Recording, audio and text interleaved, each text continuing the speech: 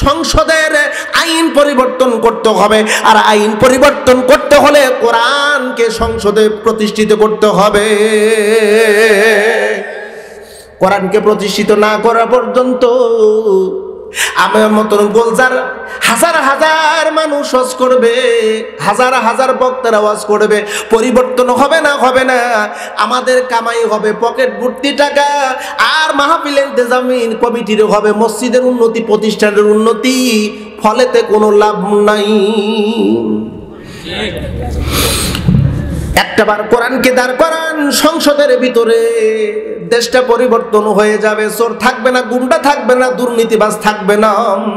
তাই তো ওরা ফতোয়া দেওয়া শুরু করেছে এখন।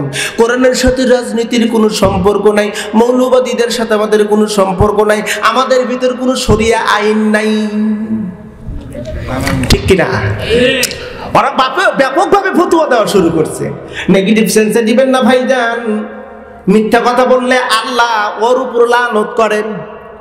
যে ব্যক্তি মিথ্যা কথা বলে, মিথ্যা অপবাদ দেয়, ওর উপরে আল্লাহ লানত করে। একজন ব্যক্তির নাম বললে অনেকে মন খারাপ করবেন। আমি এই কথাটা বলি, আমার দল আগে নাকি আমার ধর্ম আগে? বুঝে শুনে উত্তর দেন, কি আগে?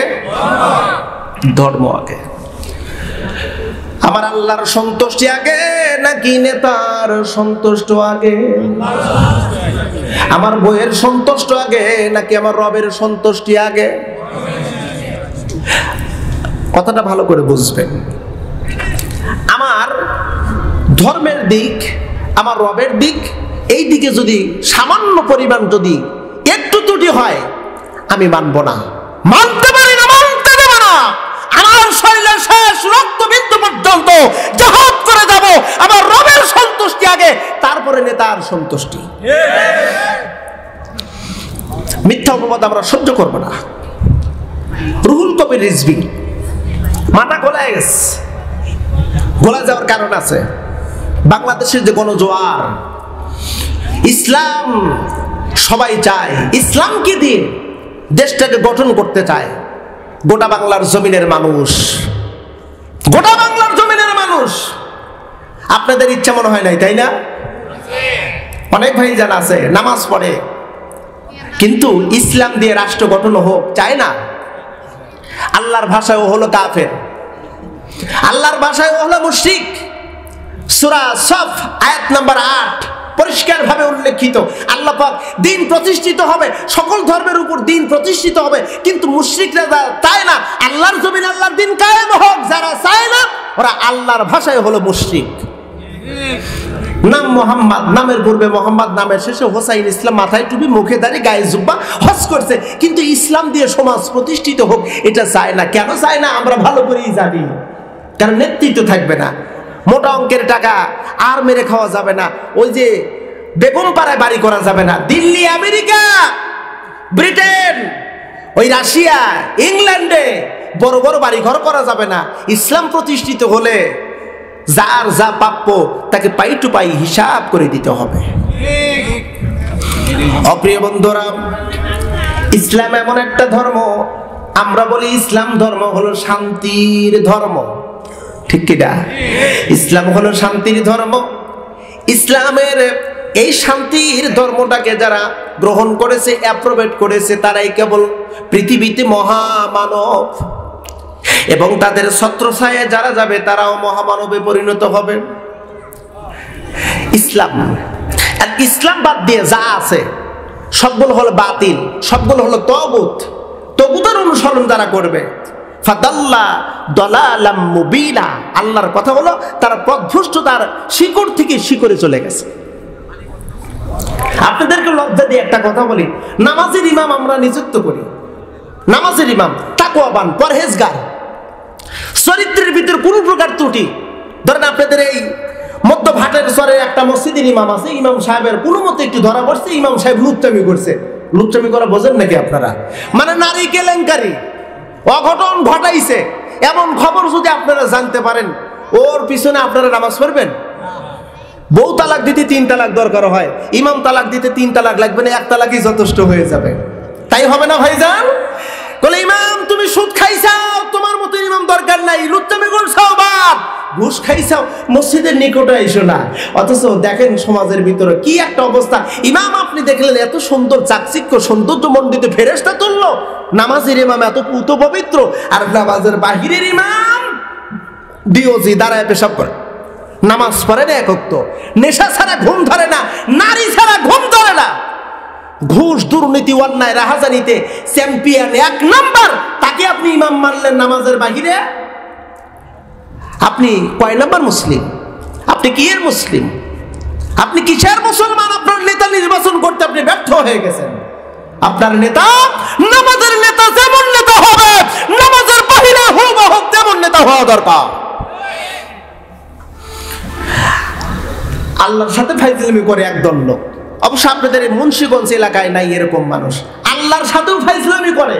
বলতে হুজুর এটা আবার কেমন কথা বললেন আপনি? আমি বললাম, হ্যাঁ, আপনাদের এই মুন্সিগঞ্জে কেমন হয় আমি জানি না, কোনো মানুষ যদি মারা যায় কবরের মধ্যে রাখার সময় বলে বিসমিল্লাহি ওয়াবিল্লাহি ওয়া আলা মিল্লাতি রাসূলিল্লাহ। আপনারা কি পড়েন? এই কয়েকজন মন করে পড়েন, বাদ বাকি কেউ মুখে পড়েন না, সবাই পড়েন বিসমিল্লাহি ওয়াবিল্লাহ ওয়া আলা মিল্লাতি রাসূলিল্লাহ। আল্লাহ তোমার রসুলের মিল্লাতের উপর রেখে গেলাম, বলে না? অথচ যার ব্যাপারে আপনি দোয়াটা পড়লেন, আল্লাহ এই লোকটাকে রসুলুল্লাহর মিল্লাতের উপর রেখে গেলাম, সারা জীবন রসুলের মিল্লাতের উপর থাকে নাই, সারা জীবন থাকে নাই, বরং রসুলুল্লাহর মিল্লাতের উপর যারা ছিল তাদের বিরুদ্ধে মামলা করেছে, মিথ্যা মামলা দিয়ে হয়রান পেরেশান করে যার জুলুম ফাঁসির কাছে পর্যন্ত নিয়ে গেছে।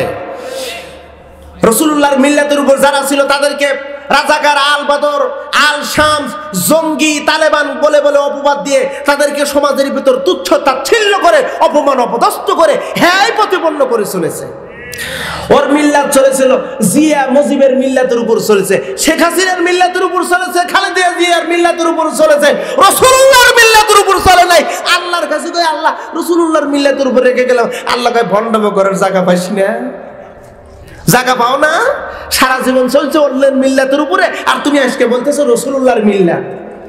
সাবধান, নেতা নির্বাচন করার জন্য একটু সাবধান হয়ে যান, সতর্ক হয়ে যান।